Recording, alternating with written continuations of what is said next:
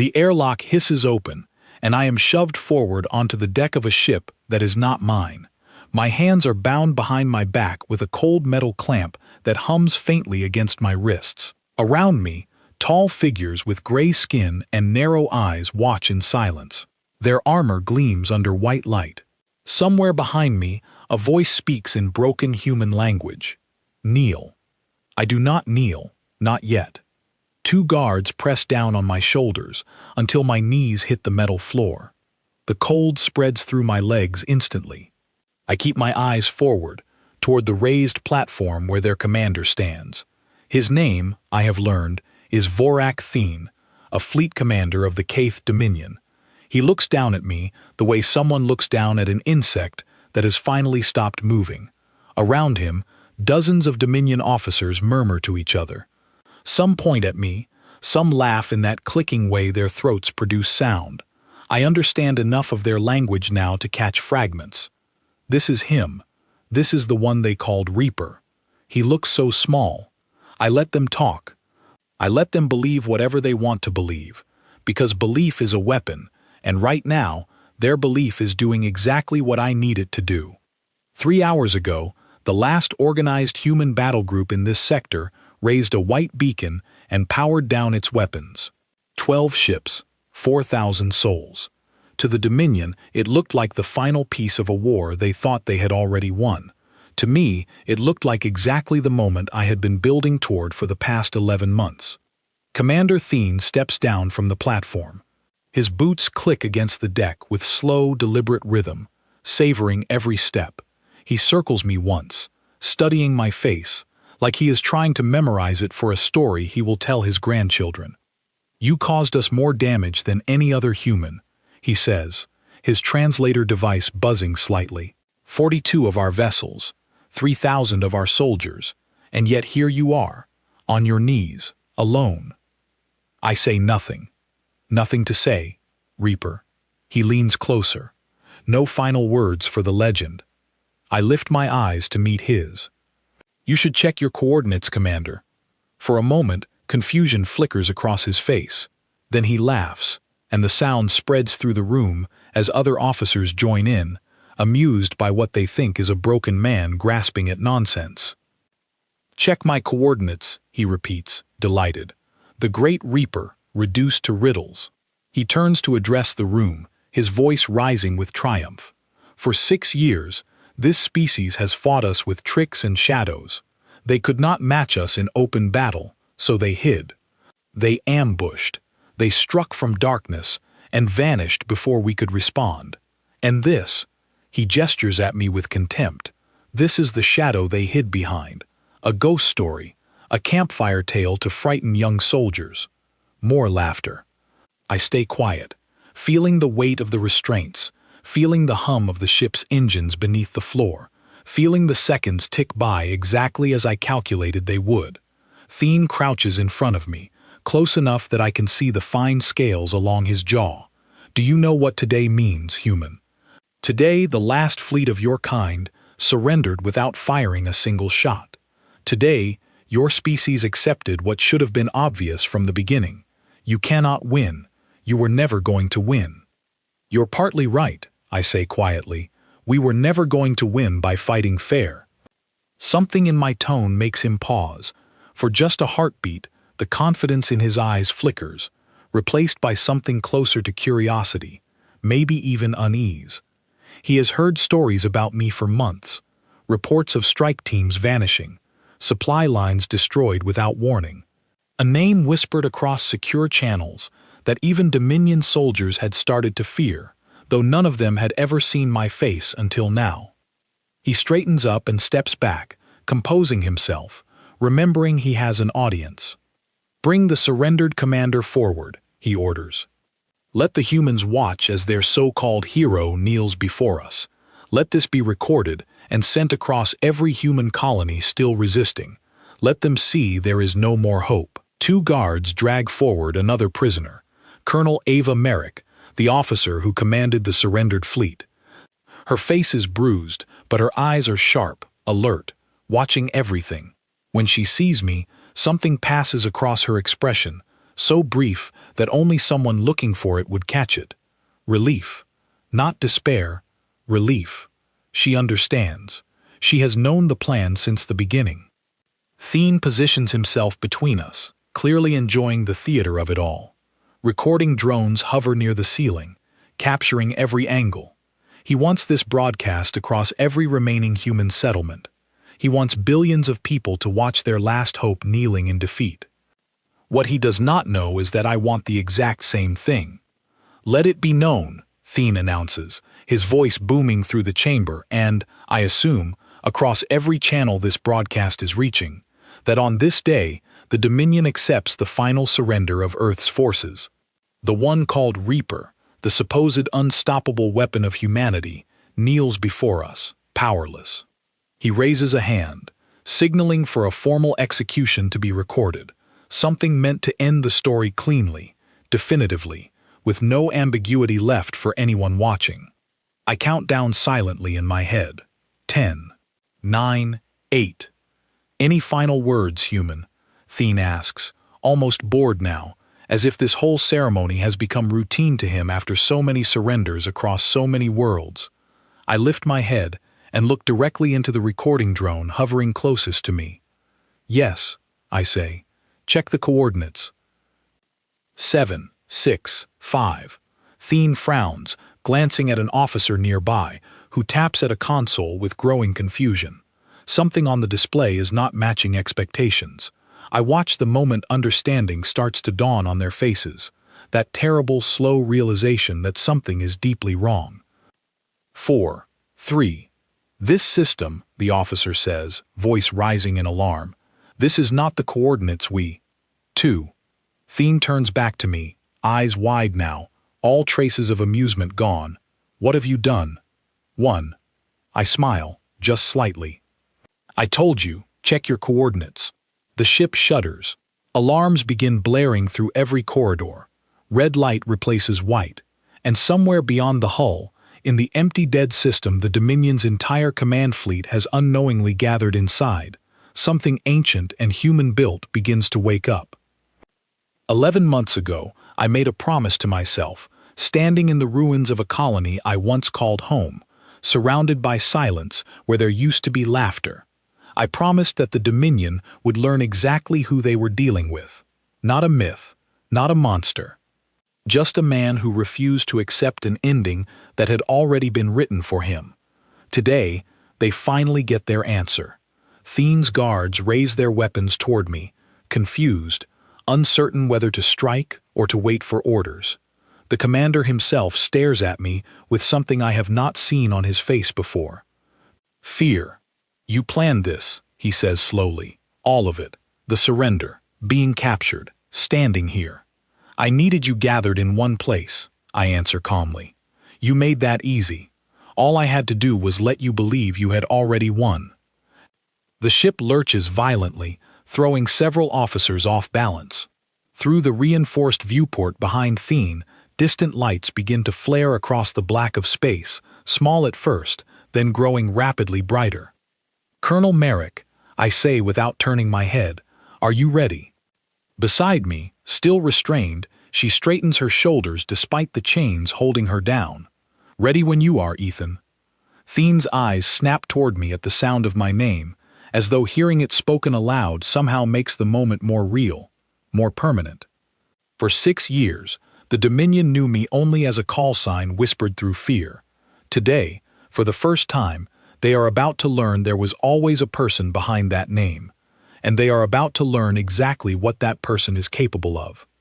The chamber fills with the sound of distant explosions rippling through the fleet outside, faint but unmistakable, the first ripples of something far larger than anyone in this room had prepared for. Officers scramble toward stations, shouting orders that contradict each other in the chaos. Thien stands frozen for one more second, staring at me as though trying to solve a puzzle that has suddenly become far more complicated than he expected. Who are you? He finally asks, quietly now, all the theater drained from his voice. I look up at him, calm despite the restraints, calm despite being surrounded by an entire fleet of enemies, calm because for the first time in 11 months, Everything is finally happening exactly the way I planned it. You already gave me a name, I say, Reaper, but you never bothered to ask what that actually meant. The lights flicker again. Somewhere far below the deck, I hear the low groan of the ship's structure straining under forces it was never designed to withstand. Thien takes a step back from me, his hand instinctively reaching for a weapon at his side, though we both know it is far too late for that to matter. Outside, across the dead system that the Dominion chose as the site of their great victory celebration, humanity's last surprise is only just beginning, and I am about to show them exactly who they thought they had already defeated. 6 years earlier, none of this seemed possible. I was not a soldier. I was a xenobiologist working on the colony world of Callan's Reach, studying plant life that glowed faintly under moonlight, cataloging strange insects that sang instead of chirped. My days were quiet. My biggest worry was whether my research funding would be renewed for another season. I had a small house near the edge of the settlement, a garden I never had enough time to tend properly, and a neighbor named Grace Sutton who used to bring over bread on Sunday mornings just so she would have an excuse to talk about anything other than work. I remember the last normal evening clearly, not because anything remarkable happened, but because I did not know yet that it was the last one. Grace and I sat on my porch, watching twin moons rise over the hills, laughing about something so small I cannot even recall it now. That memory feels like it belongs to someone else's life. The Dominion arrived 3 days later. They called it pacification. That was the word their officers used when they addressed the colony leadership, standing in our town square with weapons that gleamed the same way Thien's armor gleamed years later. They explained, calmly, almost politely, that Callan's Reach sat within territory the Dominion claimed as their own, and that resistance would only bring suffering to people who had no need to suffer. Most of the colony believed them. Most of the colony surrendered peacefully, believing that cooperation would be rewarded with mercy. I watched from a hillside as the settlement I had lived in for 4 years was cleared out, building by building, family by family, loaded onto transport vessels bound for locations no one would ever hear about again. I watched Grace Sutton being led away in a line of neighbors I had known by name, by face, by the small details of their lives that only a close community shares. She looked back once, searching the hillside, though she could not have known I was there. I never saw her again. For weeks afterward, I hid in the wilderness beyond the settlement, surviving on what I remembered from years of studying the local ecosystem, waiting for a rescue that never came, because there was no one left to send one. Human forces were still scattered and disorganized in those early years, still trying to understand the scale of what the galaxy actually contained beyond our own solar system. It was during those weeks alone that something in me changed. I stopped thinking like a scientist cataloging the world around him, and started thinking like someone determined to understand exactly how the Dominion operated, exactly where their weaknesses were, exactly how a species built on overwhelming force could still be beaten by patience and precision. When a human resistance cell finally found me 3 months later, half-starved and barely recognizable, I did not ask them to take me somewhere safe. I asked them to teach me how to fight. They were surprised by how quickly I learned. What they did not understand, not at first, was that I was not simply memorizing tactics. I was applying the same discipline I had once used to study insect behavior and plant chemistry, except now my subject was the Dominion itself. I studied their patrol patterns the way I once studied migration routes. I studied their communication protocols the way I once studied mating calls. I learned to predict their decisions before they made them, because every living thing, no matter how advanced its weapons, still follows patterns shaped by fear, pride, and habit. My first real mission was small. A supply convoy moving through a narrow canyon pass on a moon called Varan 4. My resistance cell wanted to disrupt Dominion logistics feeding their forward base. I proposed a plan that used the canyon's natural terrain against them, timing our movements to a predictable patrol rotation I had observed for nearly 2 weeks beforehand. The mission succeeded without a single member of my team being harmed. The convoy never reached its destination. Word of that mission spread slowly at first, through resistance channels, through survivors who whispered about a strategist who thought differently than anyone else fighting the war. I did not choose the name Reaper. It was given to me by Dominion forces themselves, after intercepted communications described strike teams disappearing under circumstances their soldiers could not explain. The irony was not lost on me. A scientist who once spent his days protecting fragile ecosystems had become something the enemy now associated with endings. Over the following years, the missions grew larger. Sabotage operations against fuel depots, coordinated strikes against communication relays that blinded Dominion fleets long enough for human forces to escape encirclement. Rescue operations that pulled captured colonists out of transport convoys before they reached processing facilities, the very fate I had watched Grace Sutton disappear into years earlier. I never stopped thinking about her. Every mission carried some part of that hillside memory with me, the sight of her searching the horizon for someone who was too far away and too afraid to help. The Dominion, meanwhile, built their own understanding of who Reaper was, though it bore little resemblance to the truth. Their intelligence reports described a genetically enhanced super soldier, a covert human weapons project, perhaps even an artificial construct designed purely for combat. They could not accept the simpler explanation that an ordinary person, shaped by loss and discipline rather than by any special design, had simply refused to stop fighting. I let the legend grow because a legend was useful. Fear made Dominion patrol commanders cautious, made their movements more predictable, made them second-guess strategies that should have worked against a smaller, weaker human resistance. Every rumor about Reaper being unstoppable made the actual humans fighting this war just a little bit safer, because the Dominion began wasting resources chasing a ghost instead of hunting down the real people still resisting. Colonel Ava Merrick was the first person within the official human command structure to figure out who I actually was. She found me during a coordination mission 18 months before the surrender at Vantage Station, back when human forces were still trying to organize scattered resistance cells into something resembling an actual military. She did not react the way I expected. "You're just a person," she said, studying me across a dim tactical room lit only by emergency lighting. "Disappointed?" I asked. "No," she said, after a long pause. "Relieved. It means what you've done can be taught. It means this war isn't dependent on some myth surviving. It's dependent on strategy, and strategy can be shared." From that point forward, Merrick became the closest thing I had to a true ally within human command. She understood, better than most senior officers, that conventional battles against Dominion fleets were unwinnable in the traditional sense. Their numbers were too vast, their technology too advanced, their resources too deep.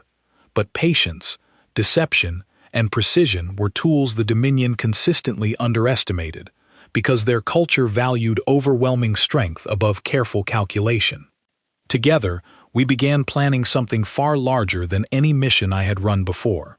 Not a single strike, not a single convoy disrupted, an operation designed to gather the Dominion's most senior command structure into a single location, under the belief that they were finally witnessing the end of organized human resistance.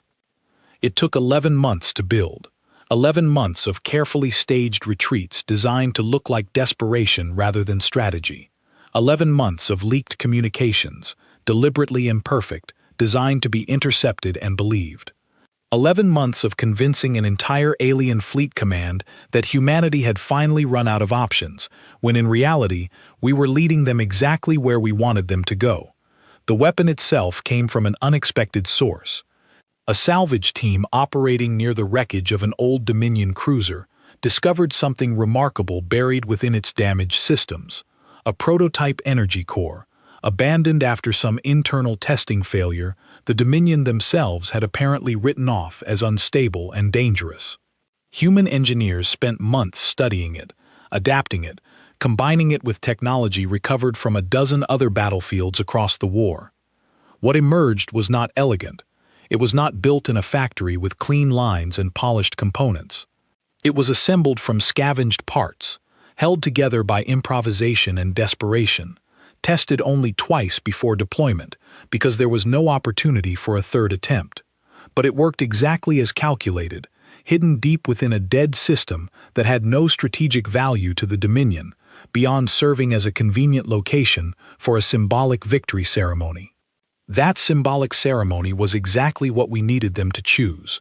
Every step of the surrender, every detail of my capture, every word Commander Thien spoke while parading me before his officers had already been anticipated, planned for, accounted for months in advance. The only variable left uncertain was whether the Dominion would gather their command fleet close enough, in the right formation, at the right moment, for the weapon to achieve what we needed it to achieve. They did. Vanity made it easy. A species that valued strength above patience could never resist the opportunity to broadcast their triumph as widely and dramatically as possible. Thien wanted the galaxy to witness Reaper's defeat. He wanted every human colony still resisting to see their hope crushed in real time. That desire for spectacle was the final piece that made the trap complete. Standing on that ship, restrained and kneeling before Thien's platform, I was not thinking about defeat. I was thinking about Grace Sutton's face on that hillside, about every name I had memorized from convoys that never reached their destination, about every resistance fighter who had trusted a plan built on nothing but patience and calculation. I was thinking that after 6 years, the moment had finally arrived to show the Dominion exactly what they had truly been fighting against all along. Not a myth, not a weapon, not a monster built in secret laboratories. Just a person who refused to stop, and an entire species that had underestimated exactly how far that refusal could reach. The chamber alarms grow louder, layered now with the sound of distant impacts vibrating through the hull. Thien's officers scramble between consoles, shouting reports that arrive faster than anyone can process them. I remain on my knees, watching the chaos unfold exactly as I imagined it would during countless nights of planning. Status report, Thien barks, his composure cracking at the edges. Now. An officer near the main display struggles to steady his voice. Multiple energy signatures detected across the outer fleet perimeter. Origin unknown. They were not present during our initial system scan. Unknown? Thien turns toward him sharply. How can an entire weapon system be unknown? We swept this system before establishing position. The signatures were dormant, Commander. Passive until activation. Our scans would not have detected them. Thien's eyes snap back to me, and for the first time since I was dragged onto this ship, I see something close to genuine fear settle into his expression. What did you build? I meet his gaze steadily. Something your engineers already built for us, actually. You just never expected to see it used against you. Confusion flickers across his face before understanding dawns. Slow and horrible. The failed prototype. The energy core from the Kesh Vantar testing program. Your scientists called it unstable, I say. They were half right. It's unstable in exactly the way we needed it to be. Outside the viewport, the flashes of light multiply, spreading across the black expanse of space, in patterns too coordinated to be random. Colonel Merrick shifts beside me, straining slightly against her restraints, though her expression remains calm, focused, exactly the way I trained myself to stay calm during the worst moments of every mission we ever ran together. They're targeting our support vessels first, another officer reports, voice cracking with barely controlled panic. 3 destroyers already offline, 4 more reporting critical damage. Thien's hand slams against the console beside him. Full defensive formation. Redirect every available fighter squadron to intercept. Commander, the officer says, hesitating, intercept what, exactly? We cannot locate the source of the attack. There are no enemy vessels detected anywhere within range. The silence that follows tells me everything I need to know about how well the plan is working. No enemy ships to target because there are no enemy ships involved. The entire operation was never about a battle fleet meeting them in open combat, something the Dominion's superior numbers would have crushed easily. It was about a weapon buried deep within the debris field of this abandoned system, positioned months earlier by a small team who understood exactly where the Dominion's ceremonial gathering would eventually take place, because we were the ones who guided them here in the first place.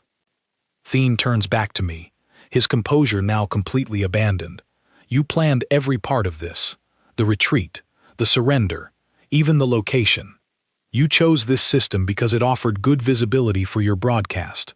I say, open space, minimal obstruction. Perfect for recording a victory ceremony that would be seen across every human colony you wanted to demoralize. We simply made sure this particular system happened to be the one available to you. Impossible, he mutters, though his voice carries no real conviction anymore. Our fleet command selected this location independently. Did they? I ask quietly, or did they select it from a narrow list of options we made sure remained available, after eliminating every other viable location through carefully staged resistance activity over the past several months? Something in his expression breaks completely as the truth settles in. Every retreat his forces pushed us into, every system we abandoned under supposed desperation, every strategic withdrawal his intelligence officers logged as evidence of humanity's collapsing resistance, had actually been a deliberate act of shaping his choices long before he ever realized a choice was being made. You used our own strength against us, he says slowly. Our confidence, our need to demonstrate dominance. Species that rely purely on strength eventually become predictable, I say. You needed a symbolic victory broadcast across the galaxy. That need became the exact weakness we built this entire plan around. The ship shudders violently again, throwing several officers off balance. Emergency lighting flickers before stabilizing into a deep red that bathes the entire chamber in an ominous glow. Through the viewport, I watch as one of the larger Dominion cruisers begins listing sideways, venting atmosphere in a slow silver plume that catches distant starlight. Casualties reported across 7 vessels, an officer announces, voice hollow now, drained of the confidence that filled this room only minutes earlier. Communication array on the flagship destroyed. We have lost contact with outer perimeter forces entirely. Thien stares at the display in silence, watching the carefully constructed image of overwhelming Dominion superiority collapse in real time. I recognize the particular silence of someone recalculating everything they believe to be true about their own security, their own strength, their own place in a war they assumed had already been decided. Why reveal yourself now? He finally asks, turning back to me. You could have executed this plan without exposing yourself at all. Why allow yourself to be captured? Why kneel before us at all, if this was always the outcome you intended? It is a fair question, one I had considered carefully during the months of planning. Because fear built on mystery only works for so long, I say. Eventually, someone brave enough, or desperate enough, calls the bluff, decides the legend isn't real, decides the risk of testing that theory is worth taking. I needed the Dominion to see exactly who Reaper was, not because I wanted recognition, but because I needed every human colony still resisting to understand something far more important than my identity. And what is that? Thien asks, though something in his voice suggests he already suspects the answer he does not want to hear. That anyone could become this, I say, that the strength you feared was never contained in one person. It was contained in patience, in refusal, in the choice to keep resisting no matter how impossible the odds appeared. I needed every human still fighting to understand that Reaper was never a weapon built in secret. Reaper was a decision, and decisions can be made by anyone. Colonel Merrick speaks for the first time since the chaos began, her voice steady despite the restraints still binding her wrists. Every human colony broadcasting this footage right now isn't just watching your command fleet collapse, Commander. They're watching proof that resistance works, that patience works, that your entire species' assumption about human weakness was built on a foundation that never actually existed. Thien's guards shift uneasily, glancing toward their commander for direction he does not seem able to provide. The confidence that filled this chamber during the surrender ceremony has evaporated entirely, replaced by the same uncertainty I remember feeling on that hillside years ago, watching my own world collapse into something unrecognizable. Except now, the roles have reversed completely. "End this," Thien finally says, though his voice lacks the commanding authority it carried earlier. "Whatever weapon you have activated, end it now, and perhaps we can discuss terms." "Terms," I repeat, letting the words settle in the tense silence between us. "What, you mean the same terms you offered the colonists of Callan's Reach 6 years ago? Pacification, I believe your officers called it." Recognition flickers across his features, though I cannot tell whether it comes from genuine memory or simply an understanding of what that name likely represents to me personally. "That operation was conducted under a different command structure I bear no direct responsibility for." "You wear the same uniform," I interrupt quietly. "You serve the same command that ordered it. That is enough." The ship shudders again, more violently this time, and somewhere deep within the hull, a low groaning sound echoes through the metal, the unmistakable strain of structural systems reaching their limits. Emergency lighting flickers erratically now, and the recording drones that had captured the ceremony's beginning with such steady precision now wobble uncertainly in the air, struggling against sudden fluctuations in the ship's internal systems. "Commander," an officer calls out, voice tight with urgency, "the flagship's core stability is compromised. We need to evacuate command personnel immediately." Thien hesitates, staring at me with an expression caught somewhere between fury and desperate calculation. I understand exactly what runs through his mind in this moment, the same calculation every commander eventually faces when a plan built on assumed strength collapses faster than any contingency can address. Retreat, or attempt one final desperate action to salvage something from the wreckage of his authority. "Release the prisoner," he says finally, though his voice carries no warmth, only the bitter recognition of a losing position. "Commander?" one of his officers asks, clearly startled by the order. "You heard me," Thien snaps. "Release him. If this ship is going down, I want answers before we abandon it, not corpses." The restraints around my wrists click open, and for the first time since being dragged onto this vessel, I stand freely, rolling my shoulders to ease the stiffness that had settled into them during the ceremony. Colonel Merrick's restraints follow moments later, released by a guard who seems eager to distance himself from decisions being made above his authority level. "You have perhaps 3 minutes before this section of the ship becomes unsurvivable," Thien says, watching me carefully now, as though searching for some final piece of information that might explain how thoroughly his forces had been outmaneuvered. "I assume you have a way off this vessel already arranged." "We do," I confirm. "Then answer one question before you leave," he says, his voice quieter now, stripped of the performance that filled it earlier. "How long have you been planning this? Specifically, not the general resistance, this exact operation." I consider the question for a moment, thinking back through 11 months of careful staging, false retreats, leaked communications, painstaking coordination between resistance cells scattered across dozens of worlds, all converging toward this single moment. "Since the day I watched your forces load innocent people onto transport ships and called it pacification," I say, "everything since then has simply been patience." Thien says nothing further. He simply watches as Colonel Merrick and I move toward the escape pod bay, flanked loosely by guards who no longer seem certain whether their duty is to stop us or simply survive the collapsing ship around them. Behind us, the sounds of alarm and chaos continue building, layered now with the distant groan of structural failure spreading through decks we can no longer see.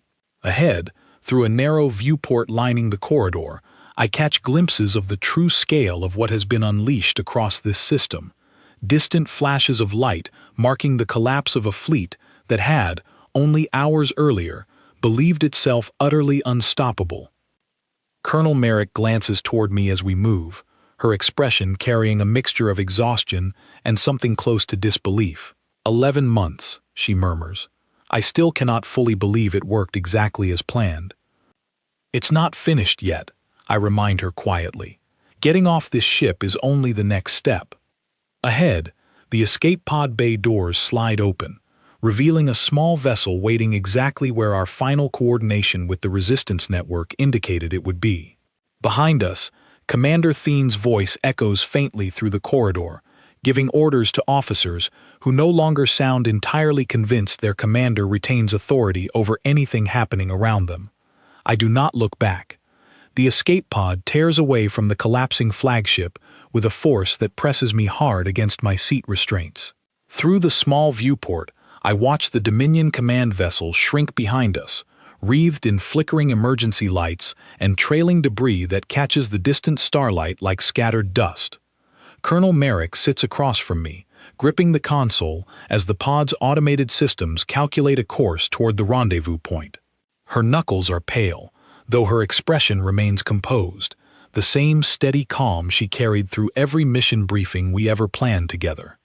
"You should see the broadcast feeds," she says, tapping at a small display built into the pod's interior. "This is already spreading faster than we projected." She turns the screen toward me.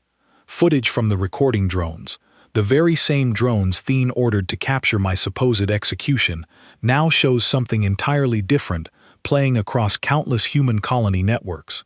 My own face, calm and steady, speaking directly into the camera moments before the weapon activated. My own voice, clear and unshaken, explaining exactly what the Dominion refused to understand about the people they had spent 6 years trying to break. They wanted a symbol of hopelessness broadcast to every human colony still resisting, I say quietly, watching the footage loop. Instead, they broadcast proof that the fight is far from over. Merrick lowers the display, studying me carefully. "You never told me you planned to reveal your face. I assumed the mask would stay on until this was finished completely." I lean back against the pod's cushioned seat, feeling the exhaustion of 11 months finally beginning to settle into my bones now that the most dangerous phase of the operation has passed. The Dominion built an entire mythology around Reaper being something beyond human, enhanced, engineered, something they could dismiss as an anomaly, a single dangerous exception rather than proof of something larger. I needed them to see exactly what they were dealing with. "And what were they dealing with?" she asks, though I suspect she already knows the answer, having worked alongside me long enough to understand the truth better than almost anyone else remaining in human command. "An ordinary person," I say. "No genetic modification, no secret laboratory, no experimental enhancement buried in classified files somewhere. Just someone who lost everything and refused to accept that loss as the final chapter." Merrick studies me for a long moment before speaking again. "Do you understand what that revelation actually means for the resistance movement now? For every colony that has spent years believing their only hope rested on one impossible legend surviving?" I nod slowly, understanding exactly the weight behind her question. "It means the legend was always the wrong thing to hope for. Hope built around a single unstoppable hero collapses the moment that hero falls, or fails, or is finally proven human after all. Real hope has to be built on something sturdier than a myth." "Which is?" she asks. "The understanding that anyone can become what I became," I say, "not through enhancement or special training available only to a chosen few, but through patience, through refusing to give up, through the willingness to study your enemy carefully enough to find the weaknesses buried beneath their strength. That is a lesson every colony can learn, every resistance cell can apply, regardless of who leads them." Unquote. The pod's navigation system chimes softly, indicating our approach toward the rendezvous coordinates.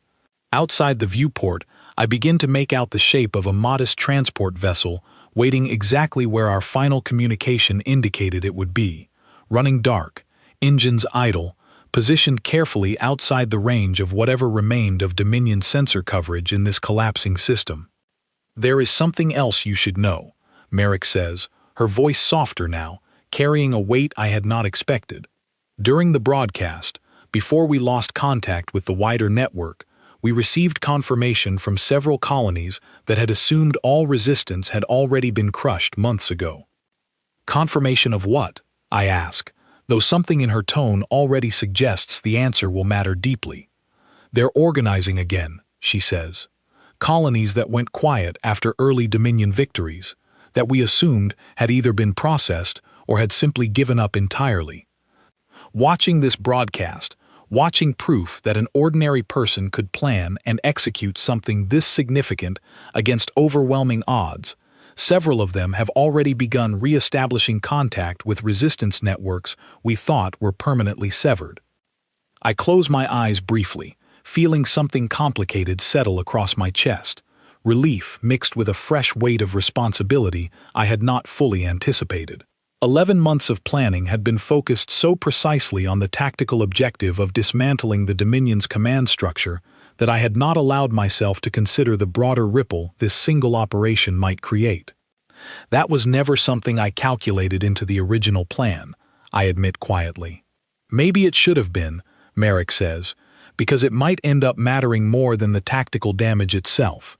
The pod docks with a gentle mechanical clunk against the transport vessel's airlock, and within moments, we are aboard, greeted by a small crew of resistance fighters, who had monitored the entire operation from a safe distance, waiting anxiously for confirmation that both of us had survived the extraction.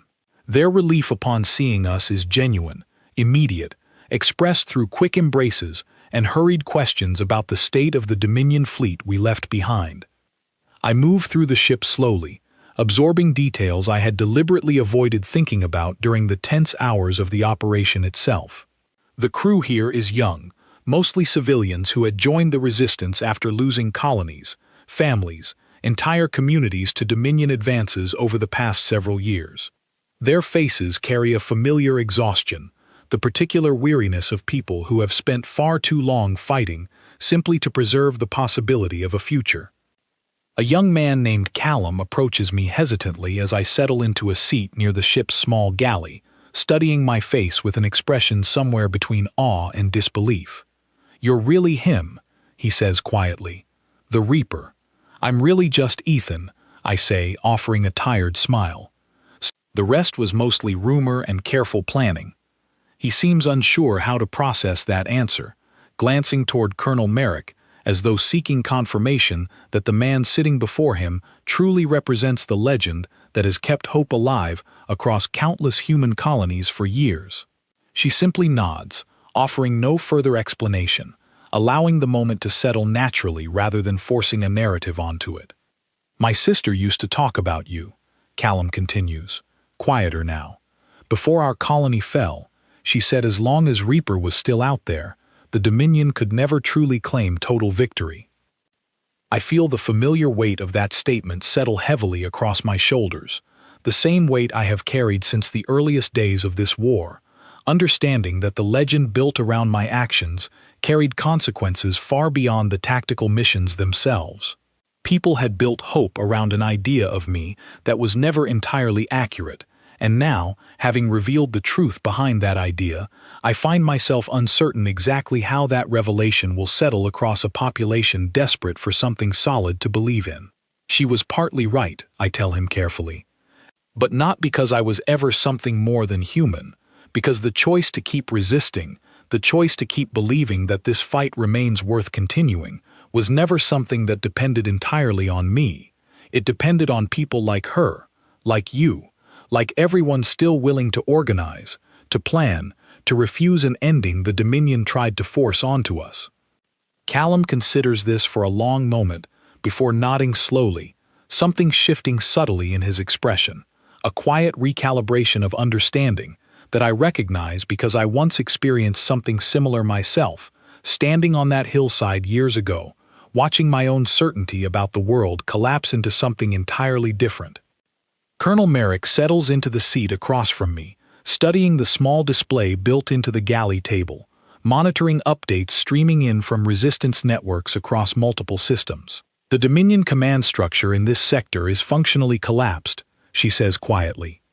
"Whatever remains of Thiene's fleet will need months, possibly longer, to reorganize into anything resembling an effective offensive force." "And the broader Dominion response?" I ask. "Uncertain," she admits. "This was their most significant single loss since the war began. How their wider command structure chooses to respond remains an open question. They may escalate aggressively, desperate to reassert dominance quickly, or they may reconsider their entire approach toward the human resistance, recognizing that the assumptions they built their strategy around have proven far less reliable than expected. I nod slowly, understanding that whatever comes next will require the same careful patience that carried this operation from its earliest planning stages through to its conclusion. The Dominion remains vastly more powerful in raw numbers, resources, and technology than the scattered human resistance could ever hope to match through direct confrontation. But something fundamental has shifted today, something that extends far beyond the tactical damage inflicted on a single fleet. The mythology surrounding Reaper, the idea that human resistance depended on some singular extraordinary figure, has been replaced by something far more dangerous to the Dominion's assumptions about their own inevitable victory. Proof that ordinary people, given enough patience and enough reason to keep fighting, can accomplish what an entire alien empire believed impossible. I look toward the small viewport near the galley, watching distant stars pass slowly as the transport carries us deeper into territory still controlled by human resistance networks. Somewhere behind us, Commander Thien is likely already composing reports to his superiors, attempting to explain how an operation he believed represented total victory instead became the most significant defeat his forces have suffered throughout the entire war. Somewhere ahead, countless human colonies are processing footage that reveals, for the first time, the true face behind a legend they built their remaining hope around. And somewhere within me, beneath the exhaustion and the careful calculation that has defined my existence for the past 6 years, a quieter thought settles into place, one I have not allowed myself to fully consider until this moment. For the first time since watching Grace Sutton disappear onto that transport vessel, I feel something close to the possibility of an ending to this war that does not require my own continued survival to matter. Because the fight was never truly about me. It was always about what people choose to do when everything they love has been taken from them, and the world tells them resistance is pointless. Today, an entire fleet of Dominion officers learned that lesson far too late to change the outcome. Tomorrow, countless human colonies will begin learning a different lesson entirely, one that carries far greater consequences for the remainder of this war than any single tactical victory ever could. 3 weeks pass before I finally allow myself to rest. The transport ship that carried Colonel Merrick and me away from the collapsing Dominion flagship eventually delivered us to a hidden resistance base built into the hollowed rock of an asteroid cluster far from any major shipping lane, a location so carefully concealed that even most of the Resistance's own scattered cells were unaware of its existence until circumstances required otherwise. It is here, surrounded by narrow stone corridors and the constant low hum of recycled air systems, that I finally begin processing everything that unfolded since the surrender ceremony that was never truly a surrender at all. The broadcast footage continues spreading throughout human territory, reaching colonies that had assumed themselves permanently cut off from any organized resistance network.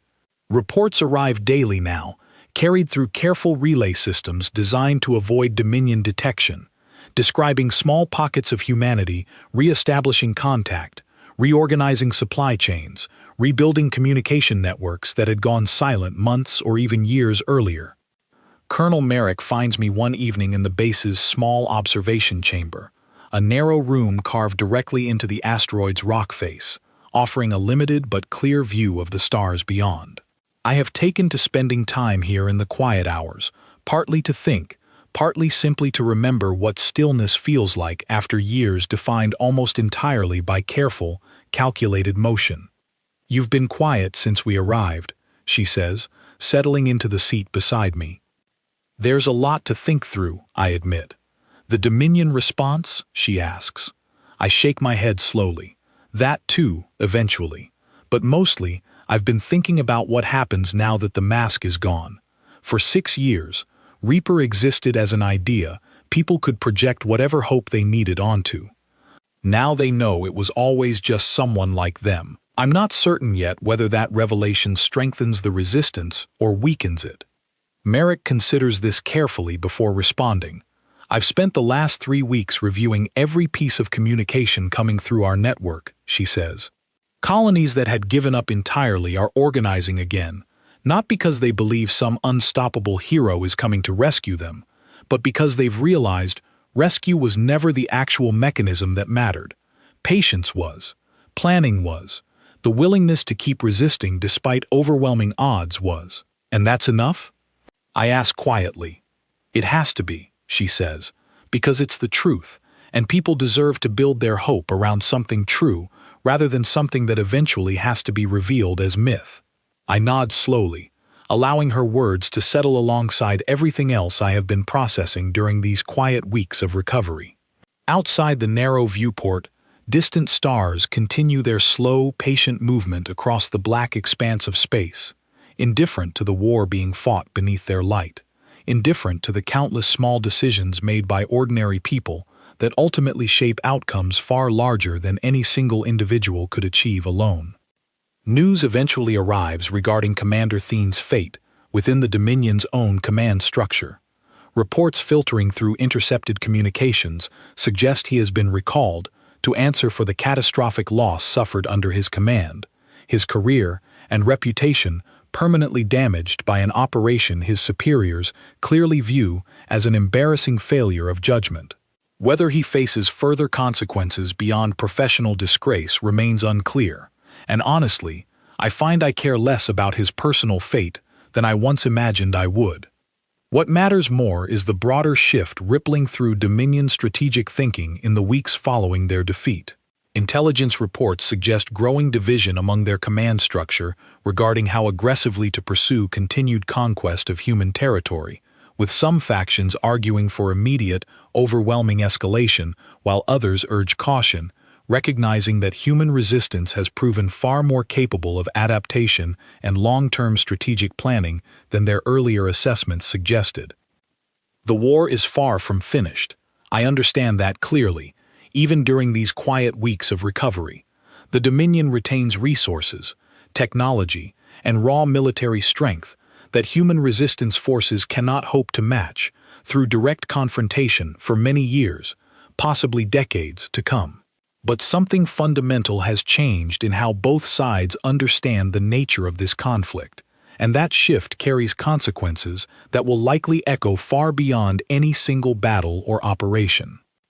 One evening, nearly a month after the operation's conclusion, I gather with Colonel Merrick and several senior resistance coordinators in the base's central planning chamber, reviewing updated intelligence and discussing the shape of operations moving forward.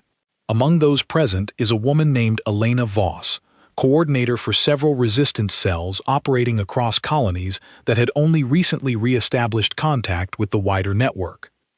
"There's something you should understand," Elena says, addressing me directly as the meeting draws toward its conclusion. "Since the broadcast, we've had over 30 separate requests from different colonies asking not for rescue, not for direct intervention, but for training. They want to understand how you built this operation. They want to learn the methods, not simply hope someone else applies them on their behalf." I consider this for a long moment, recognizing the significance of what she describes. That's a fundamentally different request than anything the resistance has dealt with before, I say. "Exactly," she agrees. For years, colonies looked toward Reaper as a solution external to themselves, someone who might eventually arrive to fix problems they felt powerless to address directly. Now they're asking to become part of the solution themselves. Colonel Merrick glances toward me, something like quiet satisfaction settling across her expression. "This is what you were hoping for, isn't it? Not just tactical victory, but a fundamental shift in how the resistance understands its own capability." "It's more than I dared hope for, honestly," I admit. "I built this operation focused almost entirely on the tactical objective. I underestimated how significantly the revelation itself might reshape broader resistance strategy. Over the following weeks, I find myself increasingly drawn into a role I never anticipated occupying, not as a singular strategist executing operations alone, but as someone helping train a growing network of resistance coordinators in the careful, patient methodology that shaped my own approach throughout the war.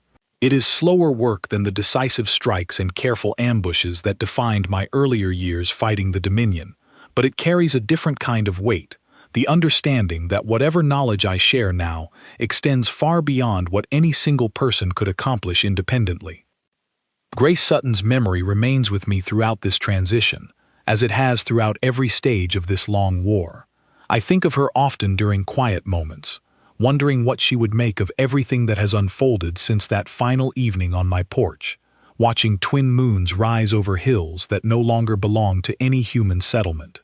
I will likely never know what became of her after that transport ship carried her away from Callan's Reach, whether she survived whatever fate awaited the colonists processed by Dominion forces, whether some part of her still exists somewhere within territory, still controlled by an empire that has spent 6 years trying to convince humanity that resistance was always futile. What I know clearly is that her memory shaped everything I became following that loss, transforming grief into patience, transforming helplessness into careful, methodical determination. And now, watching resistance networks across human territory begin adopting the same patient methodology that carried me through 6 years of careful warfare, I recognize that her memory, and the memory of everyone lost during those early years of Dominion conquest, continues shaping outcomes far beyond anything I could have achieved through my own actions alone. Colonel Merrick finds me again one final evening before I prepare to depart the asteroid base, heading toward a newly established coordination hub where I will begin working more directly with the growing network of trained resistance strategists spreading across human territory. "Are you ready for what comes next?" she asks, studying my expression carefully.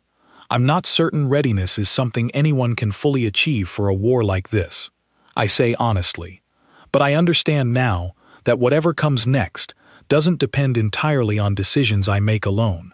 That understanding makes the uncertainty easier to carry than it once was. She nods slowly, offering a rare, genuine smile. "The legend of Reaper served its purpose," she says, "but I think what comes next, the reality of what ordinary people can accomplish when they refuse to accept an ending written for them by someone else, might end up mattering more than any legend ever could." I consider her words carefully as I make my final preparations to depart the base, gathering the few belongings that have accompanied me through years of careful, patient warfare against an empire that once believed total victory over humanity was simply a matter of time. Somewhere across the galaxy, Commander Thien and countless other Dominion officers are recalculating assumptions that guided their strategy for years, forced now to reckon with the reality that the species they dismissed as weak, disorganized, and ultimately doomed has proven capable of patience, precision, and coordinated resistance that extends far beyond any single individual's actions. Somewhere across human territory, colonies that had given up hope entirely are reorganizing, rebuilding networks, training new strategists using methods that were never dependent on extraordinary ability, only on careful discipline and refusal to accept defeat as inevitable. And somewhere within me, the quiet certainty that has carried me through 6 years of war remains steady, reshaped now by everything that has unfolded since that final surrender ceremony that was never truly a surrender, understanding that whatever comes next in this long, difficult war, it will be carried forward not by a single legend, but by countless ordinary people who have finally learned exactly what they are capable of when patience meets purpose. The war is far from finished, but for the first time since watching Grace Sutton disappear onto that transport ship years ago, I find myself believing, genuinely and completely, that an ending different from the one the Dominion tried to force upon us remains not just possible, but within reach. Reaper was never a person. It was always a promise. And across countless human colonies now reorganizing beneath distant, patient stars, that promise is finally being kept by far more people than the Dominion ever imagined they would need to defeat.